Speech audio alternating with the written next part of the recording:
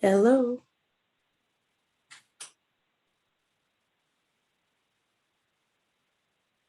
Hello. Hello?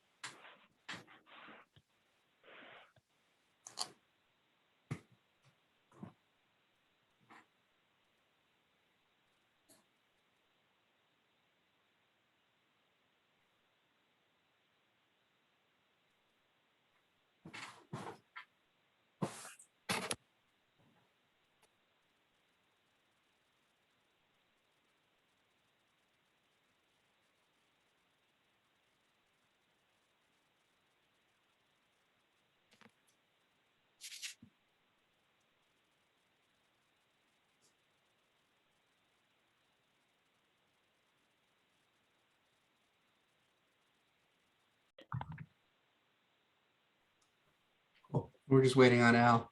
We are not a quorum without him.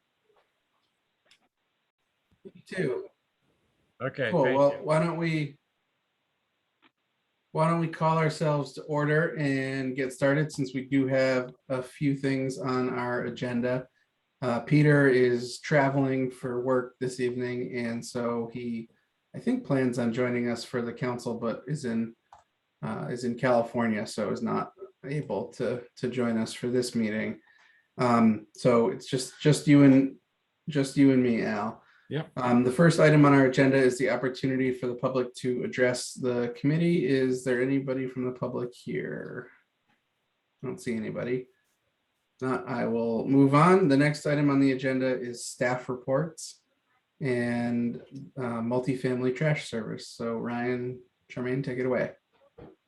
Go for it, Charmaine. I don't have any staff reports. Was multifamily trash service Is that a listed here? carryover from the last meeting? Because I know that was on the agenda the last time. Was there more of an update on that front, Charmaine? No, did I miss that on my, Yeah, I think it was just, holdover from the oh, I last sure agenda. did. Yeah. Yes, So no, I'm sorry about that. no updates in that front, Ben. I didn't think there was. Okay, Well, the only the- update is they signed the contract okay, cool. after you approved it. Right. Okay, that's what I thought. Okay, so the next item on our agenda is to approve our minutes from last month. They start on page 2 of our packet. Al, do you have a motion to approve? I do have that motion to approve those minutes of October 18th. 8th. No, yeah, November 8th, sorry. Read the wrong date. Yep, I will second that motion. All in favor, say aye. Aye. Okay, the motion passes. All right, the next item on the agenda is new business. And so we've got 2 probably fairly brief items here, followed by one that might take some time and might take a few meetings. So we'll see how that goes. The first is financial statements dated September 30th, I believe. We can get to that starting on page 11 of our packet. And Charmaine, do you want to walk us through this quarter? Sure. First quarter, thank goodness, is usually pretty vanilla, not exciting. Well, I shouldn't say usually not exciting. This time it's not scary, but somewhat exciting, meaning all things are in order. It's the first quarter, and there are no concerning no issues that are of concern. The tax collections have been coming in steadily, as they have year over year. We're at approximately 84% of the levy. So we're consistent with what we've done in the past.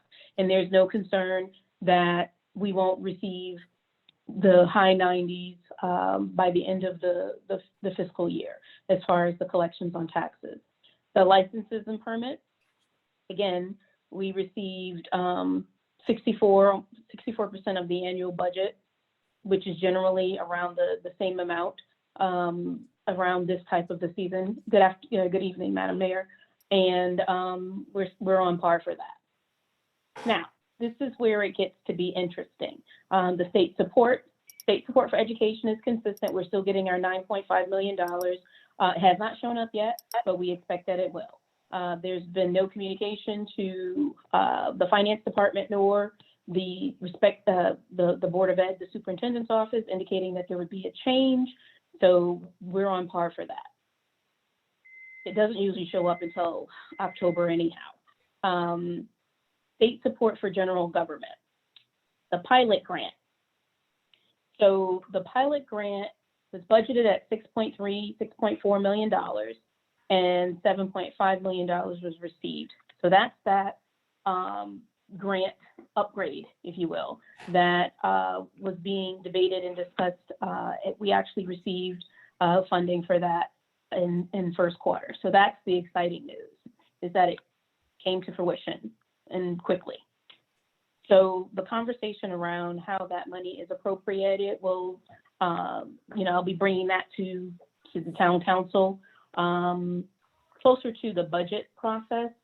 This will give Ryan and myself and the rest of the department heads an opportunity to come with some recommendations. So that's the good news. Again, Jermaine, can I just ask a quick follow-up on that? I did actually have one question on the dollar amount for the state support for general government. So I don't have the number in front of me ripped right from the biennial budget, but if memory serves correct, the combined total of the pilot grant and the select pilot payment was supposed to be somewhere in the neighborhood of like 13 million, like 12.9 or thereabouts. well, Yeah, and so I guess just looking to confirm, so the amounts that we've received are north of what we budgeted, because we budgeted conservatively, but they don't add up to that full 12 or 13. So are we expecting another installment or? right. These grants come in installments. They do not come in 50% tranches. They don't come in full tranches. Okay, They come in multiple installments, and they don't come in equal installments. right, because I was going to say I couldn't figure out if they came in equal installments. I couldn't figure out what those numbers were. So you just answered my next question, which is I guess they're just not equal installments. So, okay. Thank you. Okay. So, again, the very on par for the first quarter, July through September. Nothing concerning. The items that are coming in low are the cafeteria fund, which I don't even know if you all are all that interested in it. I'm sure it's way more intriguing for the Board of Ed because they have to carry the load should it not get recovered.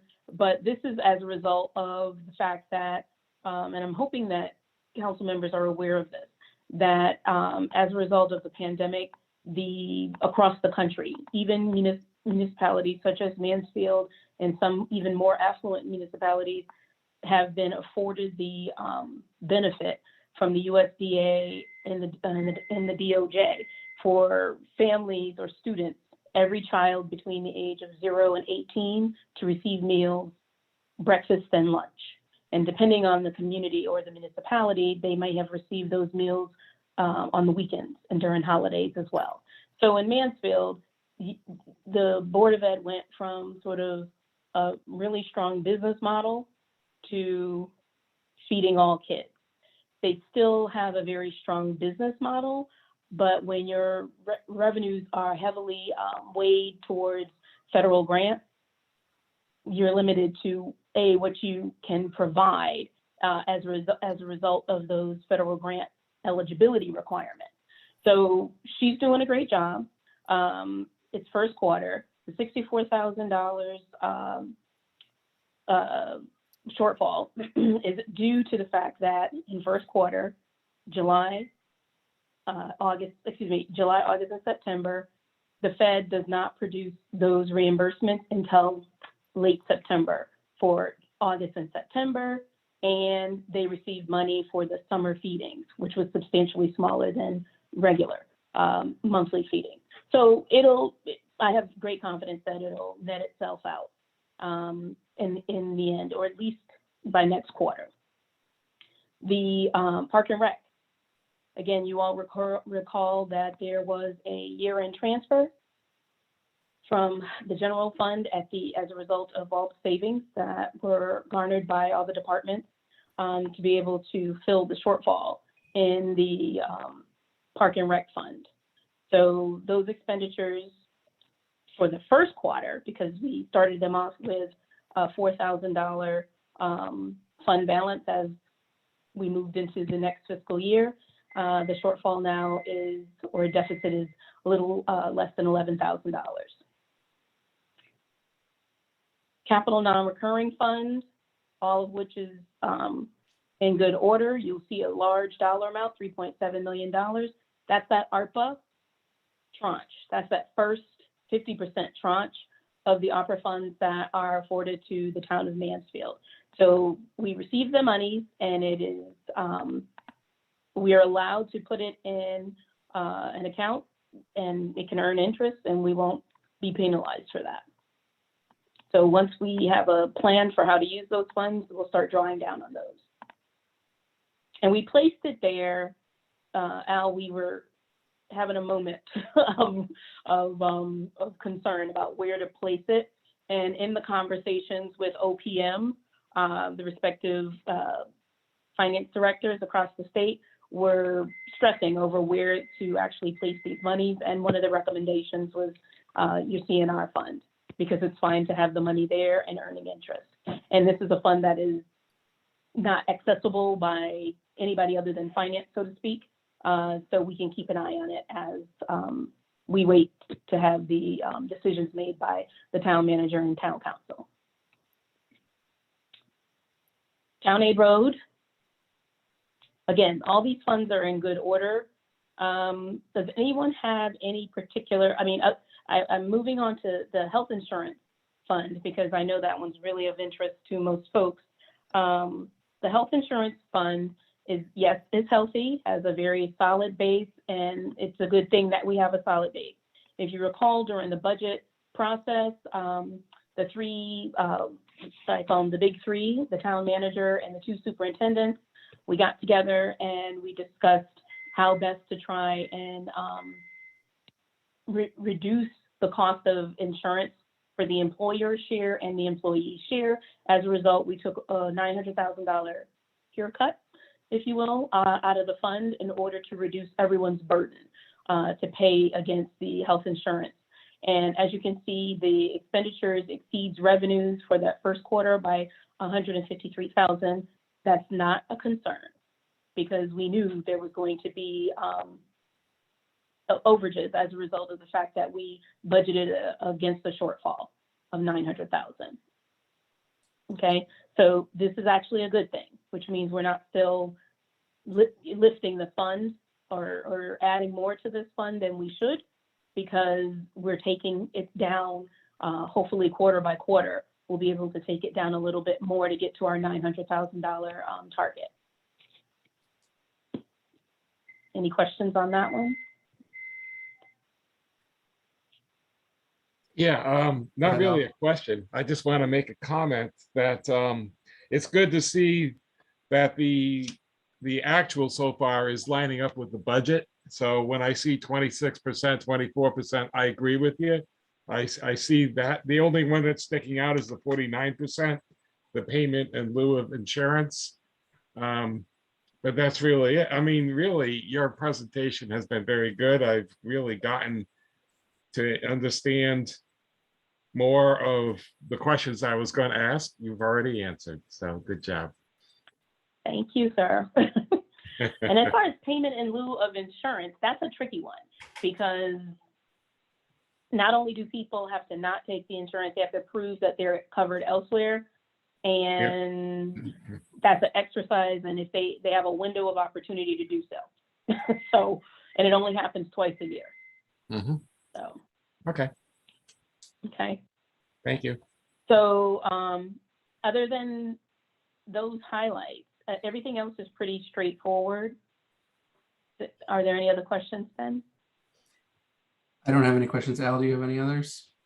I don't know if I can ask one that's not related to this or not. I Sure. was just curious, as long as I have the finance director here, as to how the audit status is, because I know we were talking extension at one time. Yep, we're still in extension. We submitted an extension request and listed all of our challenges, and they quickly accepted that Okay, as a reason. I was kind of flabbergasted. It happened within like 2 hours.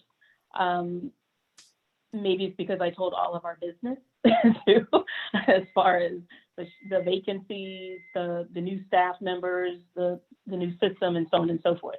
So whomever was the arbiter of this process quickly approved it. So I guess Vanessa Rosito, who's the partner, knew what she was talking about when she said she had no question that they would approve this. So they approved it quickly. We got through Eastern Highlands Health District quickly. We're in the final stretches of Region 19. Mansfield Board of Ed and the town are intricately tied together. So those are the ones that are going to end up making their way into January. So the goal is still the end of January. okay, thank you. There is So- nothing else on the financial reports. I will entertain a motion to recommend their approval to the town council. I move that. I second that. All in favor? Aye. Bye. Ayes have it. Cool. We will move on to the next item on our agenda, which is the 2022 meeting schedule, which you will find on page, it's way down there, on page 102 of my PDF, at least. The pages aren't numbered in our packet. So this keeps with our traditional schedule of meeting before council meetings on Monday. It's a little tricky because it doesn't give us a ton of time to dig into stuff, but we've been able to handle that through special meetings. I was saying to Charmaine before the meeting started, the only date on here that it could be a problem is our October meeting, only because I know Peter teaches on some weeknight evenings, and so I don't know in October what his schedule will be, but I'm confident that if it conflicts, we'll move it around Oh, to sure. a time that works for us. Yep. So, Al, do these look okay to you? Does this time still work for you? Yeah, it does. It does. I didn't see anything that drew my attention, so I'm good. Okay. Well, then I will entertain a motion. Oh, sorry, Ryan. I just wanted to point out, we will make the adjustment to ensure that this document reads Indigenous Peoples' Day as opposed to Columbus Day. Okay. Is there a motion to approve our meeting schedule? I make a motion to approve the 2022 meeting schedule as presented. Okay, I second that motion. All in favor? Aye. Aye. That's our meeting schedule. Cool. All right, so using our last 36 minutes, our last item on the new business agenda is the Parks and Rec financials and review strategies for improving the Mansfield Community Center's membership. So I know there's a presentation in our packet, starts on the following page 103, and we've gotten some supplemental stuff in our email. So I will turn things over to the team to walk us through what we have so far, and then we can have a conversation from there. I'll, Jay, I was just gonna say, I just offered up the sharing. So if you and Kimberly need to share a screen, you can have at it. Jay, I don't know if you have the one-page PDF, which is sort of the revenue snapshot, but maybe while I'm talking, before I turn things over to you, if you want to pull that up just for a screen share. I'll provide just a couple comments. I'm going to turn it over to Jay and Kim Ronti, our membership coordinator for Parks and Rec, to kind of do more of the deep dive. Staff had an opportunity to have several meetings and discuss the status of all things membership and visitation and financials for Parks and Rec. And so a few things I guess I want to just, point out from that. That's the document that's open now. This is sort of broad brush, broad strokes sort of commentary, but I see some data to be encouraged with here. Obviously, if you compare the revenue totals year to date in 2022 with 2021, you see pretty demonstrable improvement there in terms of an increase of a little over $200,000. So while our revenue collected year to date might not be north of 25% 1 quarter in, we're certainly well outpacing last year's revenue. And I would also point out that when this year's revenue side of the budget was developed, it was with the expectation that the first quarter, and frankly, even maybe the first 2 quarters, but particularly the first quarter, would continue to be a slow recovery. And so we weren't necessarily expecting that the revenue would be equal chunks, 25% each quarter throughout the year. And so the fact that we're at 23% 1 quarter in, I don't think is necessarily cause for alarm. Also, and I don't know, Jay, if you're able to pivot to the member visits document, the 5-pager. But while you're doing that, I would say that, again, I think somewhat of a mixed bag, some things to be encouraged with, including that member visits, which obviously plummeted when COVID became a global phenomenon in February, March of 2020. You do see, albeit a gentle slope, but a steady rate of increase starting in June of 2020, and basically with a couple exceptions, pretty steady growth through to present. And likewise, daily admissions, which also cratered out when the pandemic first was declared. You also see a rate of growth, and actually a somewhat precipitous rate of growth in recent times. So those are 2, favorable things to point to.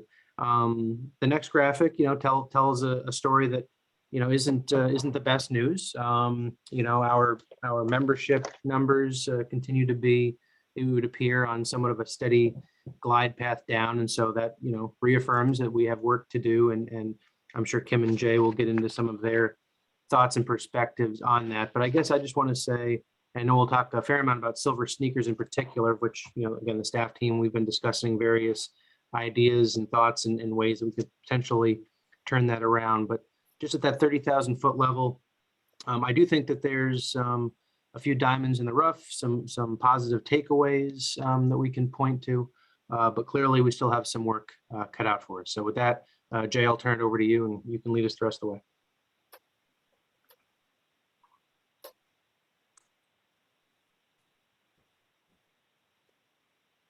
Okay, thank you. Again, good evening. I want to thank Kim Rodney for joining us. She's done a number of things to help us prepare for tonight and getting you information. I guess just a comment on the last slide with terms of members. You can see that just about obviously when COVID moved in here in March, we saw a sharp decline. That's to be expected, unfortunately, in terms of people. We had a number of cancellations, some initial frozen memberships that then, although some became unfrozen and active again, some moved from frozen to cancellations. And the first really uptick we saw kind of we had was in the summer. And typically in the summer, we often don't see a big increase. Typically, it's one of our lower times for memberships, not necessarily for program revenue across the department, but for memberships. So we saw a little upswing. That kind of coincided a little bit with things subsiding with COVID a little bit, late spring, early summer. If you recall, we actually went to a non-masking situation for folks that were vaccinated here at the center visiting. And then as anxiety returned and the Delta variants came in, you can kind of see late August and October, we kind of dropped down again. And naturally, we often see a little bit of an a climb back up the hill. In the fitness area, memberships in the center typically start to climb as the weather gets cooler and people come in and join. So I think that's probably, there might be some of the things that Kim might want to mention. There's a lot of graphs here. I'm happy to answer any of their questions. But I think that was one thing I just wanted to point out in terms of, which is probably obvious on the graph, but it does coincide with kind of what we see with COVID.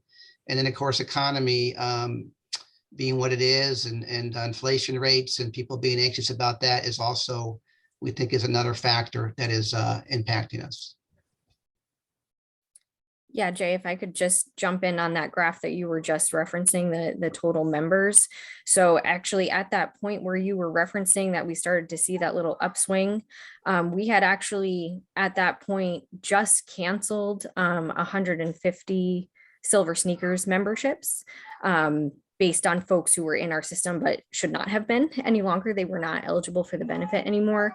So that happened in that April to May 2021. So that's why you see a little dip there. But then, as Jay mentioned, we've sort of, gone up a little bit and then sort of become stagnant. So, and then from November to December, we've actually started, we'll get a little more into this later, but our larger cancellation group. So we in November canceled another 50 Silver Sneakers members, and that number is going to increase quickly. That's based on a lack of visitation in the last 2 years.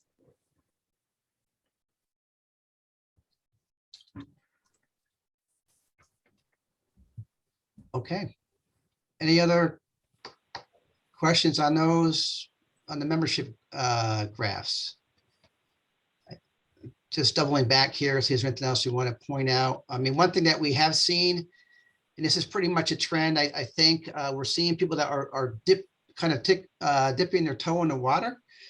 So this daily admissions, we've seen a sharp increase in that. A lot of folks coming in willing to pay a daily. We do try to convert them over at some point. When they come in quite frequently, we track that and we try to appeal to them for membership. Either at a 3-month, 1 month, or annual. So I guess that's promising that people are at least willing to come in. They may not be willing to commit yet to a longer term, but we are seeing an increase in daily admissions. Anything else, Kim? Oh, I think you got it. And if you want to, we want to continue on to the next slides with programs, Ryan, or? Yeah, sure. Whatever order, Jay, you want. So this is just a kind of giving you an indicator of some comparisons in terms of department-wide participation in programs. I should say program participants. And this is department-wide.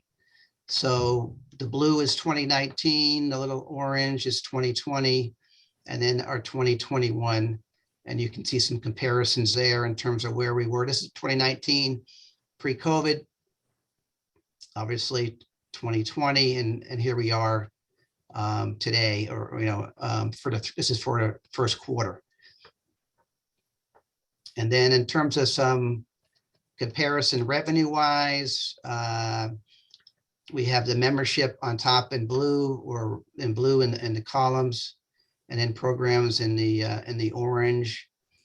Gives you an idea that this is the 2019 quarters that were pulled from the past quarterly comparisons. And this is where we stand in 2020 and of course 2021, just to give you an idea. of where we're at. So we felt we had a decent first quarter. It was a little bit ahead of what we predicted for goal for that quarter. And as Ryan had pointed out, not every quarter is going to be, 25% each. There are some quarters that we would anticipate or have, estimated, additional revenues coming in. And the first quarter was really pretty flat, and some modest increases in the second quarter was predicted. And not really a full rebound until around February or so. So we think we had a decent first quarter, all things considered, relevant, of course. But in terms of our budget estimates dating back to last March, we're putting things together in early April. We think we're on target for quarter one. That's all I had, unless there's questions with those. Want to go through the Silver Sneakers now, or do you want to talk about this stuff? I know this is inclusive of Silver Sneakers, but is broadly about the whole program.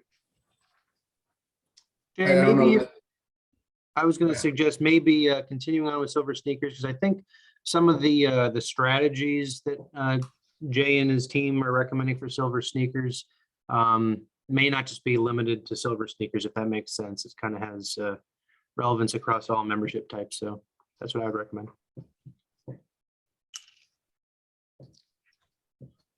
I'm sorry, Ryan, I missed a little piece of that. You wanted me to fast forward to some of the non-Silver Sneaker recommendations, or? Well, I was going to suggest if you want to just continue on with the Silver Sneakers discussion, because I think there's some non-Silver Sneaker recommendations embedded in that. So we can kind of just keep going. Yes. Yep. Okay, so hopefully you had a chance to get familiar with this in advance. I think the plan for Kim and I isn't to stop at every sentence and bullet here, but maybe highlight a few things for you, and certainly be, give you an opportunity to stop us and ask questions along the way. But this first slide just gives you some background information as to where we've come from. What I will tell you in the one note here is that in 2020, and Kim made a reference to this earlier, our number that we had was about 1,635 Silver Sneakers folks at this point.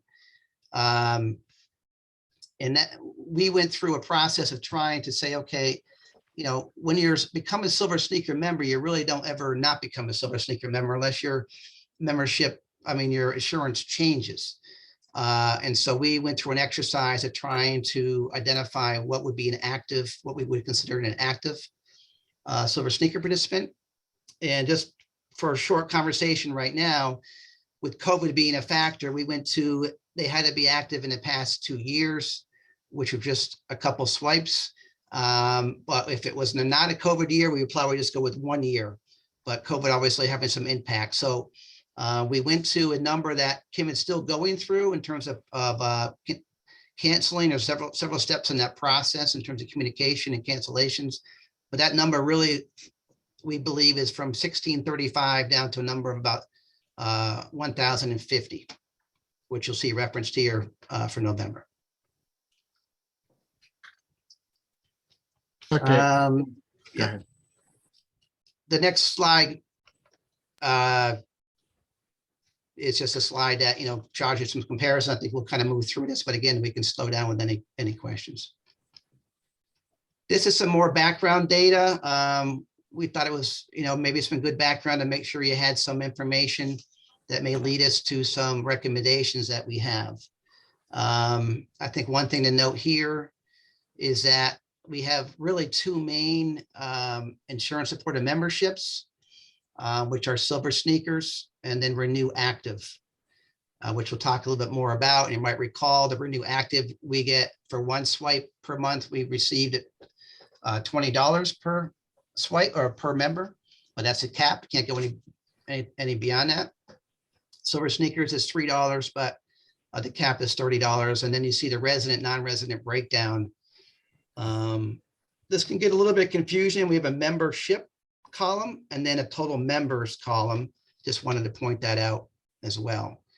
So we do have slightly more non-residents that are Silver Sneaker members And the same is true for Renew Active. I referenced this just a minute ago, but this is, 10 swipes maximum at $3 for silver sneakers or Renew Active. I think you folks are probably recall that from previous conversations.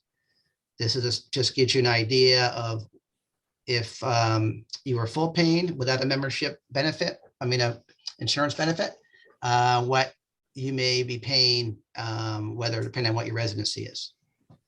And this does not represent a joiner's fee of $35, which none of the insurance companies allow us to charge. Some other relevant notes, I think, going into this is that the Connecticut Teachers Union for retired teachers is changing as of January 1st from silver sneakers to Renew Active. Kim may want to talk to this, but I don't think either one of us can really predict how many folks may be moving from, if they're, let's say, a current silver sneakers person to a Renew Active. We know we have teachers here, but it's something that we're not sure how much that may change, or if there's someone that maxes out with silver sneakers or someone that only comes in once a month. So it's an unknown. Yeah, I mean, I will just echo that it is an unknown, and that is a question that we had asked of Renew Active. Do they have any idea what might be coming for us in terms of how many conversions we might see, or how many people in the area would be becoming Renew Active rather than silver sneakers in the new year? And the answer was no, they won't have that data for us until January. So that was disappointing news in terms of what we can expect and plan for. I will say that a few teachers have reached out, or retired teachers, I suppose. I have not heard from a ton of people, only a handful at this point, but January will sort of be the tell for us, the impact that this is going to have.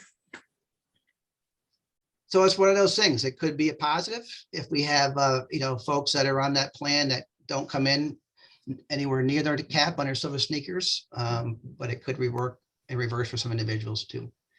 And this could attract new people in the facility, which is always, well, typically can be a plus as well. We were asked to gather additional information last time. We did have some info on some local facilities. We did do a more of a dive into the national search, and although I didn't get an overwhelming response, we did get basically a response that's telling us that the average for silver sneaker memberships in facilities similar to ours is about 10%. In the community center, membership wise, we're hovering around 40%. So when we're talking to folks, I think I referenced this before, a 10% is considered typically actually a positive for many facilities because it doesn't make up a huge percentage of the membership, whereas for us, it creates some challenges. Jay, just before you move on, just a minor thing for anybody who might watch this at home. I do think we had like a transposition error on the last page. I think non-resident and Ashford, Willington were reversed. We're not digging Ashford and Willington additional fees for not living in Mansfield, but being part of our school district. So that should be reversed. Minor thing. But, Thank you. Perfect. Thank you for picking up on that. Okay, so staff recommendations here. They're basically include all of A, B, C, and D. Of course, there's a lot of information here. We recognize that. I think we just want to highlight a couple of things and then, opportunity for questions. But I think the first thing to point out here is that assuming no change in the current philosophy of the recreation program fund, that we felt we needed to do what we could under a business model to look at any areas within the budget, including silver sneakers here, that we could potentially turn around one way or another. And so moving along with that, we thought that until silver sneakers really subsided locally, that we would continue the silver sneakers program. and continue to try to, increase participation within Silver Sneakers. The members coming in more frequently. We would also like to recommend hiring of a recreation financial consultant. There are folks out there that do this work and then some, in terms of looking at sustainability plans, in terms of our membership and program fees. And, while we're under COVID, it might be a good time to hire a consultant to look at what we're recommending here under section B2, kind of ties into this, which is continues renew active, evaluate that annually. But over a long debate and, a lot of thinking, but going back to what, our business model is, we feel that Silver Sneakers has been difficult for us in terms of the high percentage of memberships make up that area. And so we would recommend, if we can't significantly renegotiate with Tivity, that we go ahead and consider,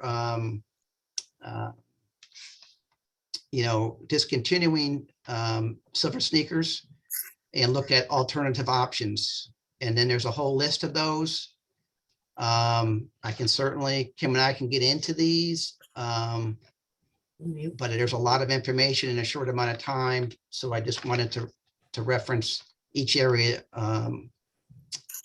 going through, which is C would be to evaluate our financial stability progress. And then D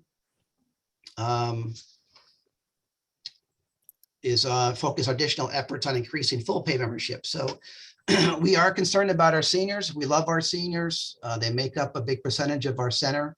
So back in the B area, there is a list of options or things that we could do to try to support them outside of Silver Sneakers. But also we feel as if we need to get, a little bit heightened focus in terms of the focus being on our full paper memberships, which we always are focused on, but this gives us an opportunity maybe to re-engage in those efforts and have more staff time focused here rather than trying to salvage the Silver Sneakers insurance issue. So these have a list of things from a We Want You Back campaign, new member campaigns, investing capital funds and trying to keep up with equipment trends and targeting youth and families to try to pull them more into the center and also retain them. Looking at existing youth policies to further promote center use of those amenities. Under 4, consider membership structure changes. Everything from no annual contracts to a la carte type of options. Looking at membership pricing, reestablishing the Friends of Mansfield Parks and Recreation group that could help us grow facility improvements and also potentially drive of our program and membership levels through fundraising initiatives could help us out there. Obviously, expanding marketing efforts with town and nonprofit business agencies, we typically have done that. And same as number 8, we have done this, but we could look to expand upon those things. And then special events such as a walkathon or other charitable fundraiser events. We've done some similar things like this in the past. And we would look to not only provide a great service to the community, but try to reintroduce folks or attract folks that aren't familiar with us into the facility. So that's a lot of information. There is one more slide, and there's under 4, there's a some things that we've done to during COVID, some goals that we were asked to do, some action steps that we agreed upon, and we have made some progress with that. This is just one scenario that was put together. If we were to eliminate Silver Sneakers, but we estimated 28% of Silver Sneakers folks remaining. That goes back to a survey we did over a year ago before COVID in terms of how many people would be expected by that survey to stay.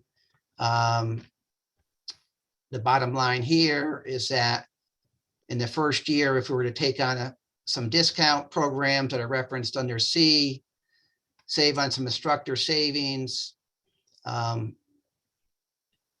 obtain some class revenue that used to be free classes for Silver Sneakers, we could come out plus 22,000 as an estimate.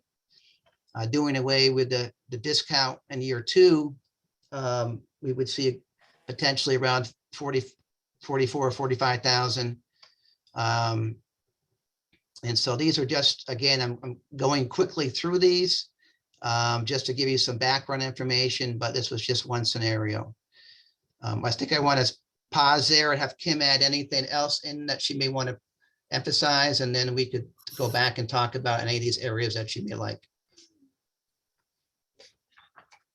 I do think that you covered it. I don't know that I had anything that I necessarily needed to add to those sections. But I'm happy to answer questions about anything that's in here along with Jay.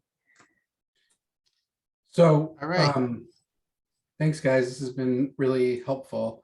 I think just looking at the clock, we are going to need to come back to this for the bulk of our conversation at maybe a special meeting that doesn't have a time constraint over the next couple of weeks, maybe after the holiday.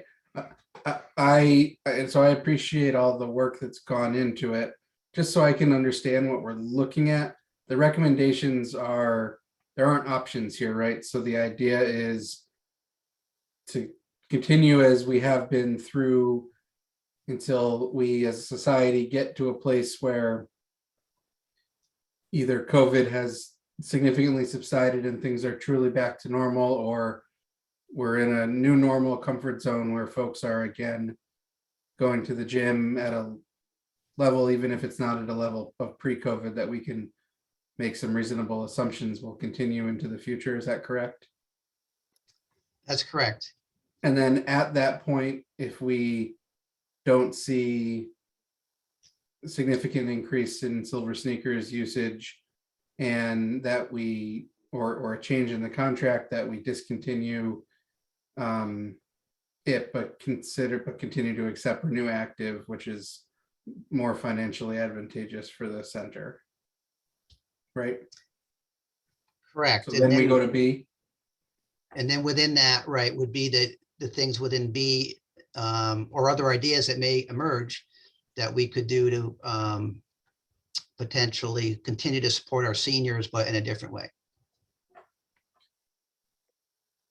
Well, I think that makes, if you're looking for feedback, I think that makes sense in the short term, in the sense at least that I think it's really difficult to make baseline assumptions right now. And it's going to be really difficult to plan for a future that we don't really have a sense of what will hold in terms of people utilizing a gym inside. But so those are my thoughts. Al, do you have any thoughts? Oh, Ben, I really agree with you. I certainly want to see the community center, stay around, and we're looking for a way to make that work and make that happen. And yeah, that crystal ball, man, I wish I could have a better view, but I just don't, and nobody does. So we have to come up with a short-term fix, and maybe that's it. I don't know. That's sort of my thoughts. Yeah. Okay. Tony, I know you're on. Do you have any? Yeah, I just wondered whether there's been any real consideration of what's going to happen when the Wyndham Community Center, Senior Center opens.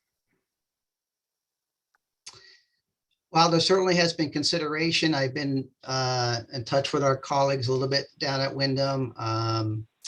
They've got their hands full, as you could probably imagine, but we're aware of not only Wyndham, but other facilities in the area that are offering this program, the Silver Sneakers program right now. And again, I guess I go back to the percentage of the membership that makes up our current membership, and that's really what's creating the biggest challenge for us. So we do have concerns about, will people go elsewhere? It's a real concern. So yes, they're on our radar as well as some other facilities. But I'm also thinking about it independent of the Silver Sneakers issue. Yes, I mean, what I have not been able to get out of my colleagues at this juncture, it's been a few weeks now, or on their website, is any real pricing structure in terms of what they're doing for pricing down there. It's been it certainly, I've not looked in probably 2 weeks, but if I go back 3 weeks, I don't believe there was anything posted anywhere, and I wasn't given any information. So it is a combination, I think, as you know, of a senior center / community center.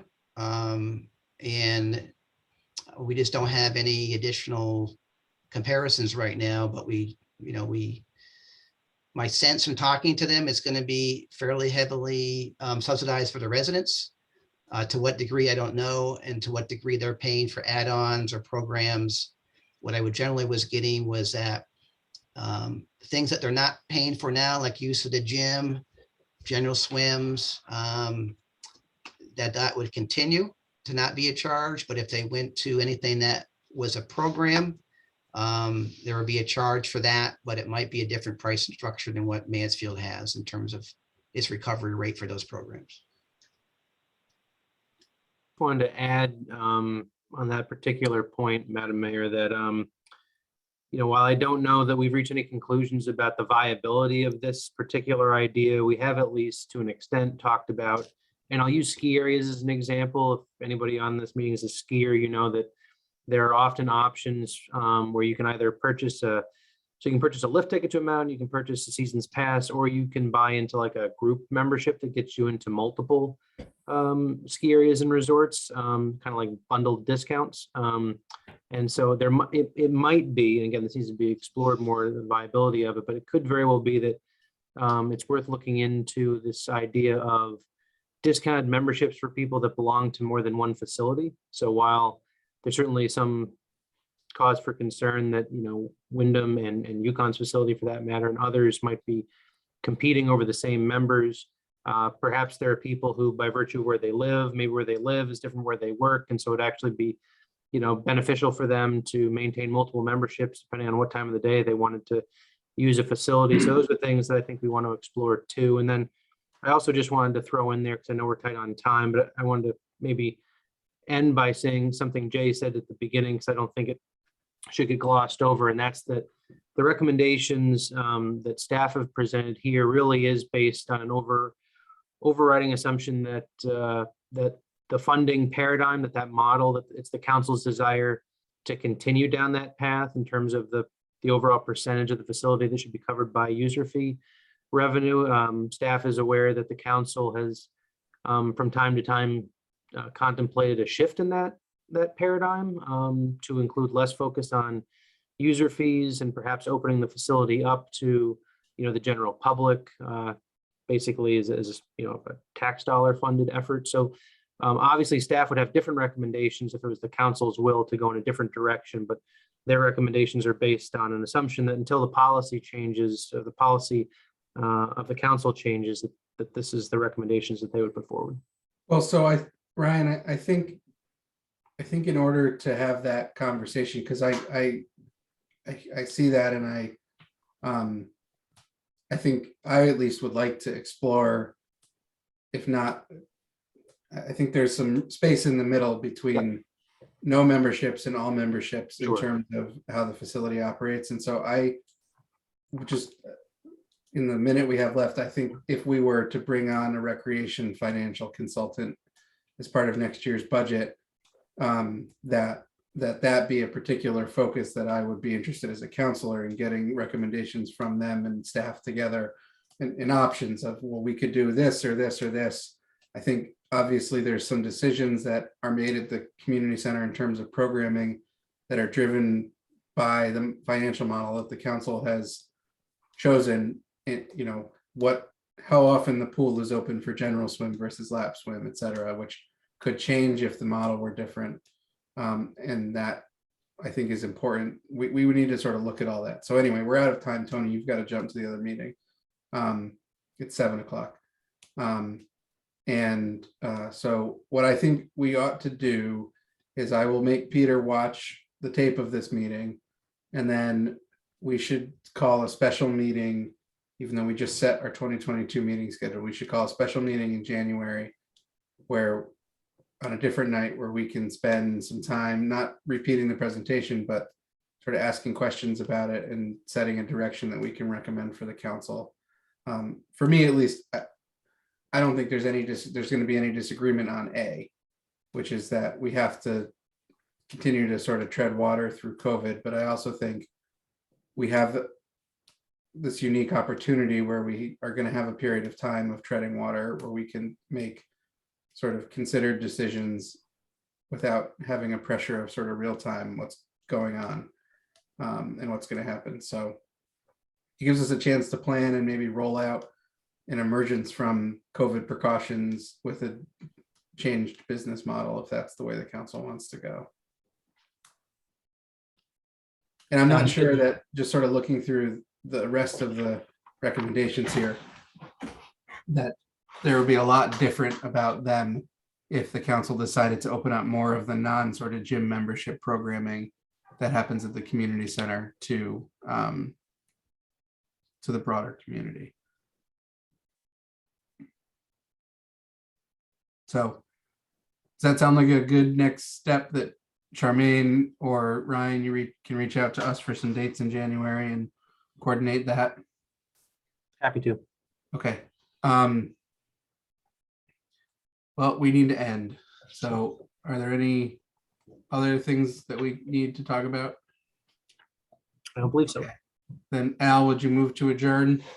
Move to adjourn. Second, we are adjourned. Thanks, everyone. I'll Thank see you. you at council. Thank you.